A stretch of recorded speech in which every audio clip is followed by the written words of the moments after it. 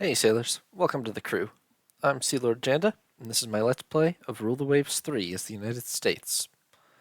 We've just won a major victory over Britain, destroying 5 pre-dreadnoughts and 3 battlecruisers at the cost of one of our own battlecruisers, and we have finally, I believe, lifted the blockade of our east coast for good and established a momentary naval superiority over Britain. Time will tell how the remainder of this war goes. Demonstrations and disturbances in Great Britain. Okay, let's press for hard terms. Aha! A peace is concluded. Our side gains large territories and considerable war reparations. We don't actually gain that much territory, only 4, but, oh man, that's a lot of territories. What do we want to nab?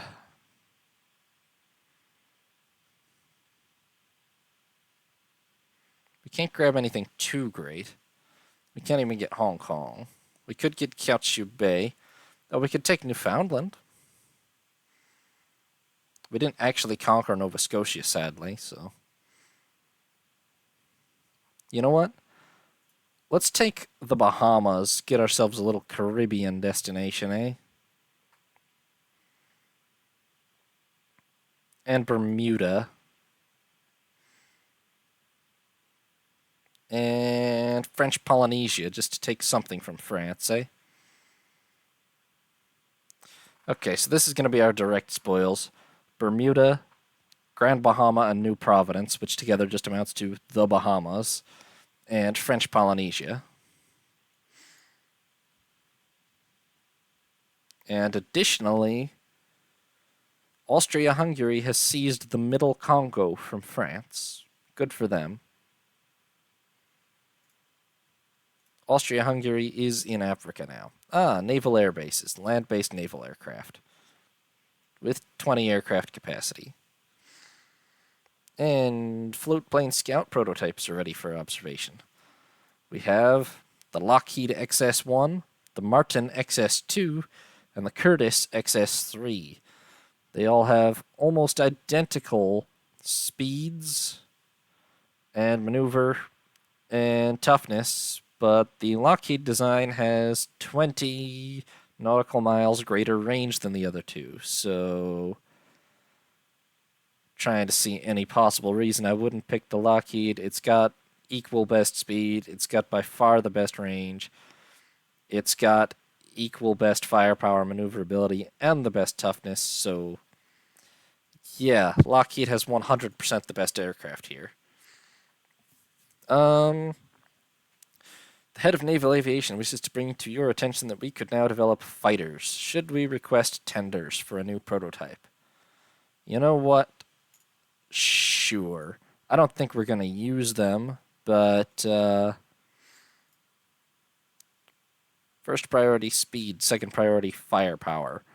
Let's develop them. It's not that... Oh boy, our budget. Okay. It's not that fighters aren't useful, because they obviously are, but I don't think there's much use for them yet. I'm not even sure we're going to build ground-based air bases. Let's look at the map here. Just because, yeah, we have the Bahamas now, we have Bermuda, and we've taken French Polynesia to add to the Bismarck Archipelago, so... I could go another round with France immediately, to be honest. We didn't really fight France, except for like 1 or 2 actions that whole war.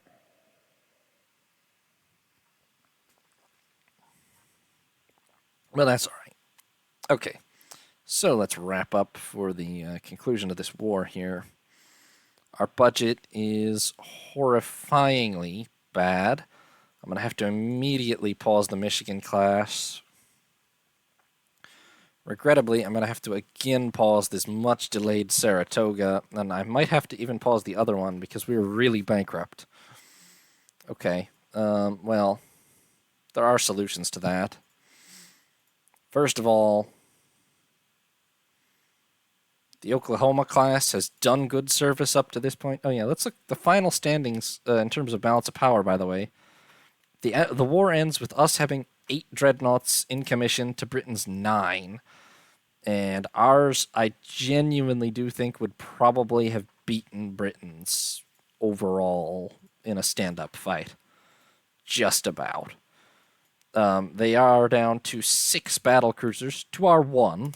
We just did not have enough battle cruisers all war here. But, wow, and our budget is almost as large as theirs. I mean, to a negligible degree different now, following the war. And our fleet tonnage, oh my god, we have the biggest navy in the world after that battle. We did so much damage to the British fleet that their navy is now smaller than ours. That's quite something.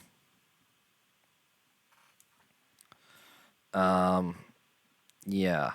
They're down to 12 pre-dreadnoughts to our 11, although that's about to change. 9 armored cruisers to 5, 12 to 6, 58 to 61. I'm going to try to get us up to, like, I don't know, 6. I'm probably going to stick with, like, 60 or so modern destroyers. Thing is, modern destroyers are way bigger than the old ones, so I'm going to try to replace all these 500 tonners with like 11 or 1400 tonners, but like 60 or so of them probably. Okay, so now we need to decide what to do with the fleet. The Oklahoma class here, you know, they did good service for a long time. We now have enough dreadnoughts in service, and they're enough more powerful that I think it's going to have to be the end of the road for the Oklahoma class. A little look through. Oklahoma fought against the Spanish Navy at Santiago, fought against the Spanish Navy again at Windward Point, and against the German Navy at Biscayne Bay. And to tell the truth, she only scored 4 main battery hits in 3 battles that she took part in, so that's not ideal, but, you know, she didn't take a lot of damage in any of them either. North Dakota did a lot better. Wow, had 13 main battery hits in that whole time and didn't ever even take any damage, but it was mostly against coastal installations. Montana didn't manage to fight in that first war. Did take part in actions with the Russians, but didn't actually do anything. She landed 1 main battery hit in her whole battle, and got torpedoed in the her whole service career, and got torpedoed in the process. So that's not ideal. And USS Illinois fought against the Russians, wasn't actually in action, landed 9 main battery hits, mostly against coastal targets in the war with Germany and Spain. Did manage to hit a couple armored cruisers. Alright, so that's, the Oklahoma class has got to go. I'm scrapping them. That will save us maintenance. Oh, right. You know what else would save us money? Stop training. Yeah. We got to balance the budget, and that's the sort of thing we need to do. The Arizona class at least has powerful secondaries. A lot of people still have pre-dreadnoughts right now. I'm going to put them in mothballs, but I'm going to keep them in service for now, just for the West Coast fleet. How many dreadnoughts does everybody have? Yeah, we kind of need to keep our 8 together, so I'm going to keep all 8 of our dreadnoughts on the East Coast for now. I'm going to send the whole California class, which is currently a bit scattered. I'm going to send all of them. Where the hell? There we go. I'm going to send all of them to the Caribbean, and then I'm going to put them in reserve. Armored cruisers, we're going to need more, but I'm going to go ahead and rule that the Pittsburgh class, which are the oldest and the slowest and the most dated, they are just no longer combat relevant in the modern era.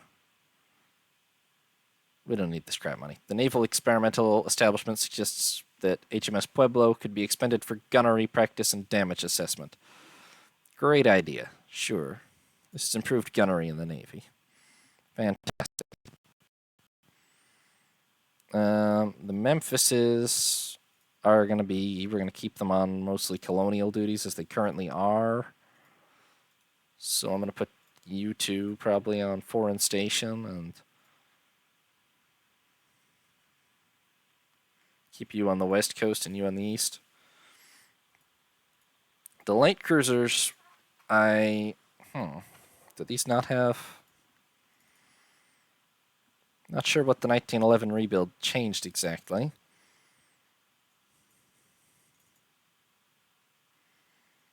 They both have central firing, yeah? Yeah. Weird.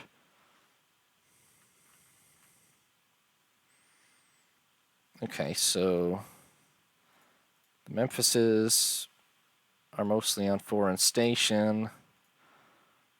The Chicagos are also mostly on foreign station.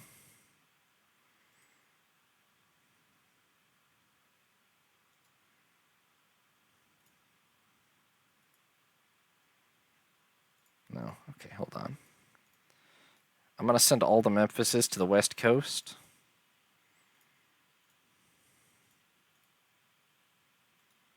Or not the Memphises, the Olympias, sorry.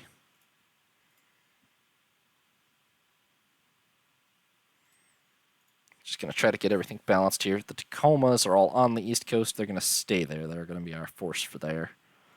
The Draytons, I apparently neglected to take a lot of them out of reserve for the whole war. That's nice. Well, I'm putting them all in reserve now. And they're going to stay there until I can replace them as soon as possible, basically.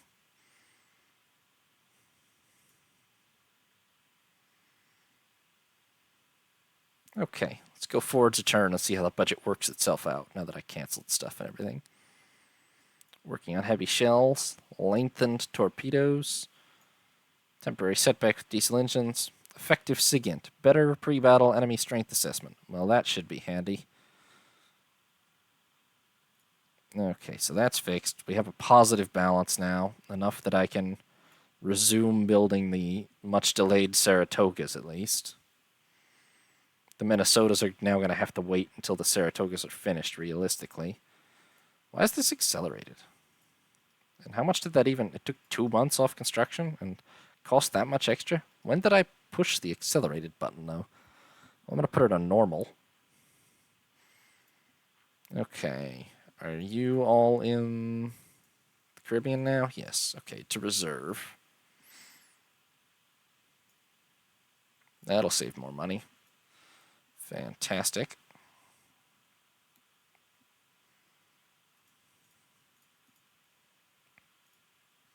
How much do I actually need officially on foreign stations? Oh, only 21,000 tons, huh? Okay, but the Chicagos alone are pretty much that, so I'm going to call one of these other Memphises back to the... What? Oh, you are the one that's on the west coast. I'm going to call this one back to the west coast. Alright, that seems like the right arrangements for the fleet. That does reduce us to 8 pre-dreadnoughts, which is actually lower than Britain and France again, but I mean, it's April of 1915. They're not going to hang around much longer. Honestly, I should probably just scrap the whole lot of them right now, but if a war started somehow right now, they might still come in a little bit handy, so we are a 2+ ocean navy, basically, so...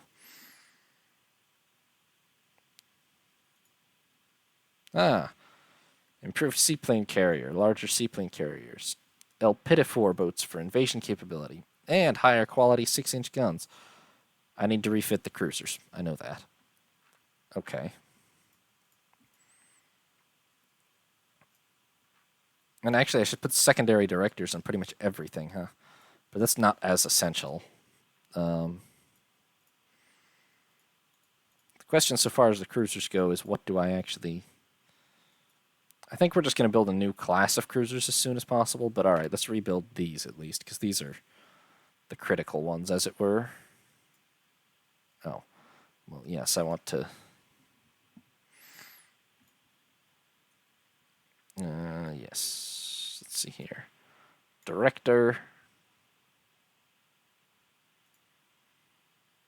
And can I put these in turrets? No. Not really. Rather annoying. Oh, wait, I could put them in these?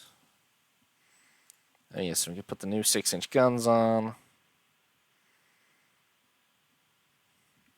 And I'm forgetting to actually check the secondary director button. And how much does this add? A lot. But not enough to get me to 27 knots, really. Oh, I can't put the secondary director on light cruisers anyway. I can just put the normal director on. Well, hold on. If I do that, then we can just about pull this off. And this is much cheaper than a new light cruiser. Oh, God. How much more? Not much. It's definitely a little overweight if I do that. But not if I do that, then... Okay, this is barely even cheaper than a new light cruiser at this point, huh? On the other hand, this could really extend the surface life of this class, because 28 knots with directors, oil turbines.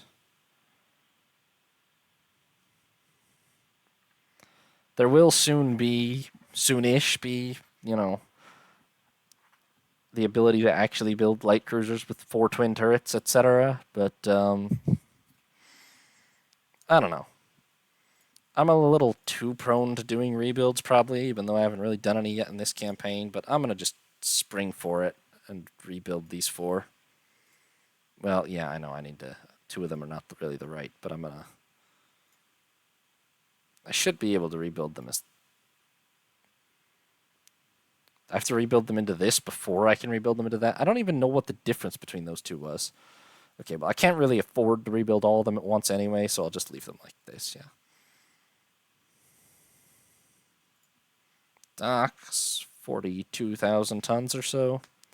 Well, we were perilously close to maxing that out with our last battleship design, so... Oh. I feel like that's kind of targeted. I feel targeted. That's going to be an issue, yeah.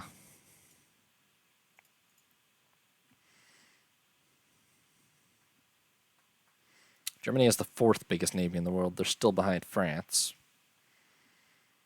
Way better battlecruiser force, way less battleships currently. They're catching up fast, though.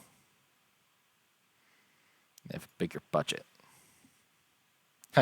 Britain already has more tonnage than us again. Oh, because I took my battleships out of my pre-dreadnoughts out of commission, of course, yeah.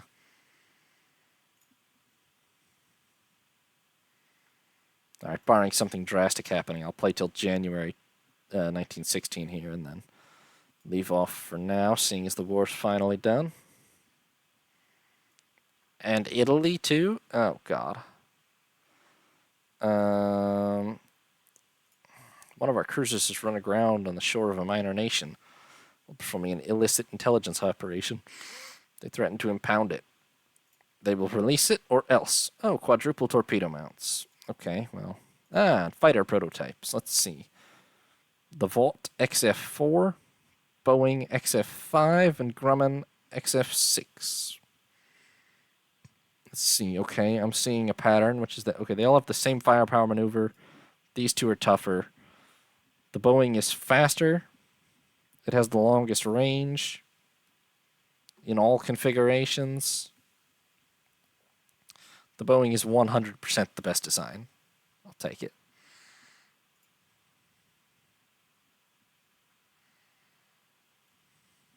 We are about to finish all of our good for Italy and Japan. Oh my God, everybody in the damn world's allied practically.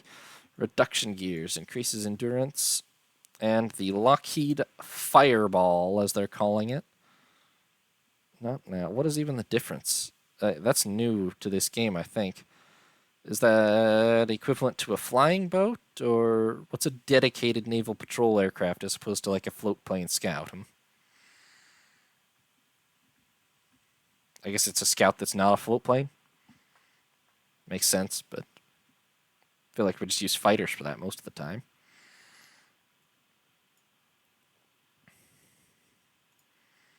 Four destroyers. Ah, Britain is selling us stuff. We were just at war with you. Reliable delay fuses for explosive shells. I will buy it. I always buy technology. Increase in AP shell damage. We probably would have unlocked it soon for free, but whatever. Improved homogeneous armor, so improvement of armor quality. We're struggling with shell wall casings.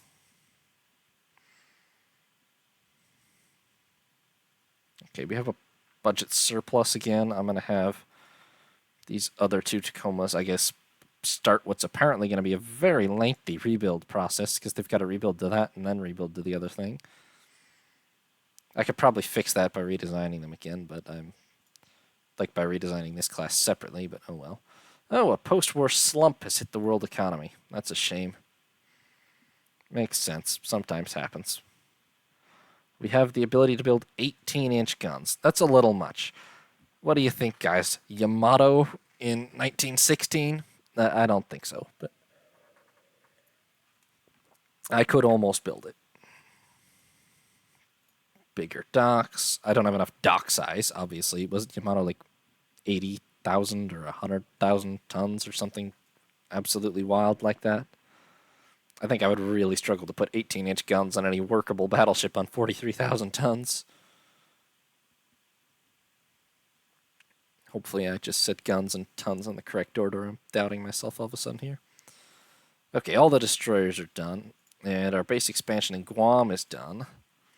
And it's got up to a pretty decent capacity. At least we can base a good cruiser or battle cruiser force out there.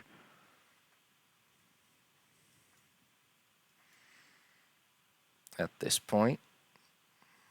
Be nice to grab the Philippines. They have a big base capacity, yeah, but they broke free from Spain before we could beat Spain up in a war, so that's just unfortunate for us.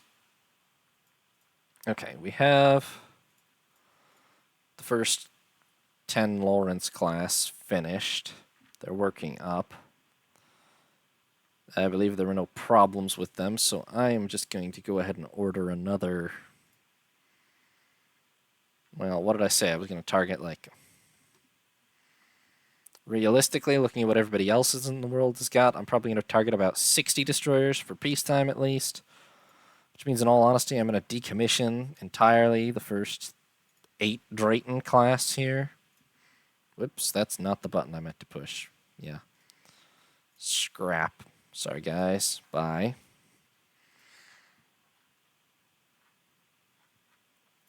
And then I will lay down more destroyers, but first I want to get these Minnesotas built and probably 2 Constellations as well. So that's true. What's our target in terms of dreadnoughts? Considering what everybody else has got, I'm thinking, I don't know, 12 battleships, 6 battle cruisers maybe, something like that, sustainable.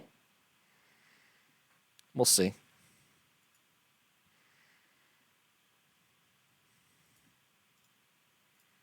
We can manage this for 1 turn while the Saratoga is finished, so I'm going to just do it.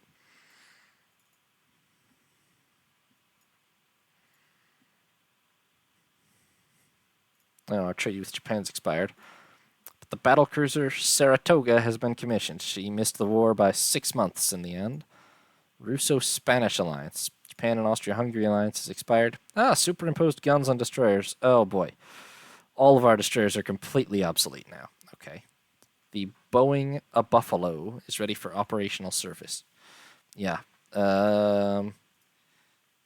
If I build any more Lawrence-class destroyers, yell at me, because I shouldn't. So we have aircraft now. The Lockheed Fireball and the Boeing Buffalo.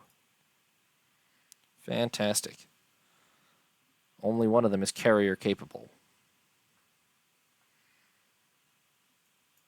I guess I'm a little divided on actually building land-based air bases. I'm not too sure it's really helpful in any of... Okay. Let's put it this way. The only place I can maybe build them in North America that would be helpful is like St. John or Portland, right? Theoretically, I could build one in like Esquimalt or Seattle too, but I don't think there's likely to be big naval battles over here. Maybe one day if I invade British Columbia, but I don't necessarily see it. Something in the Caribbean could come in handy. But it could not. See, the thing is, my core areas are so large and far-flung. Like, land-based air is really critical if you're in, like, the Mediterranean or even the North Sea, but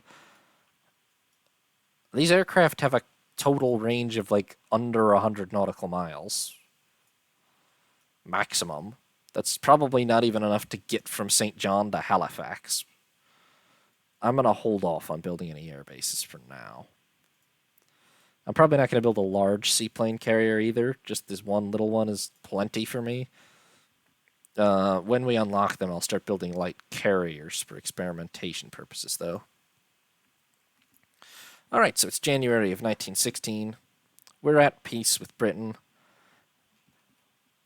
and France. We won the war.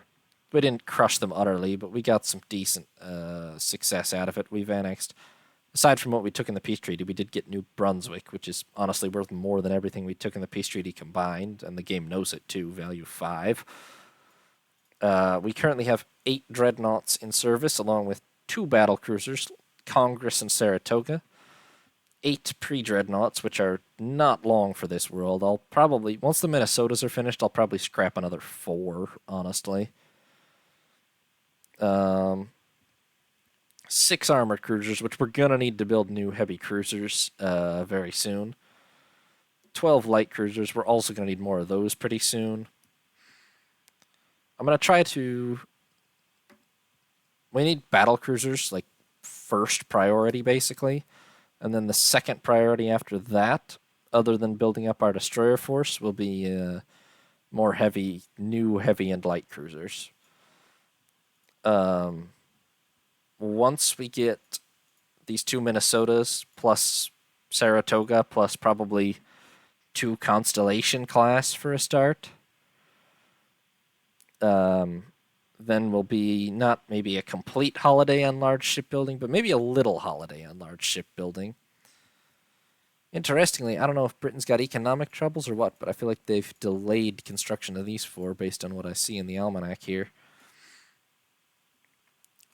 So that's the plan for the future. We're probably going to try to provoke a war with France, if anybody, but not for a little while we modernize and upgrade the fleet. Meanwhile, thank you for watching, everybody. I will see you next time. Have a nice day. Goodbye.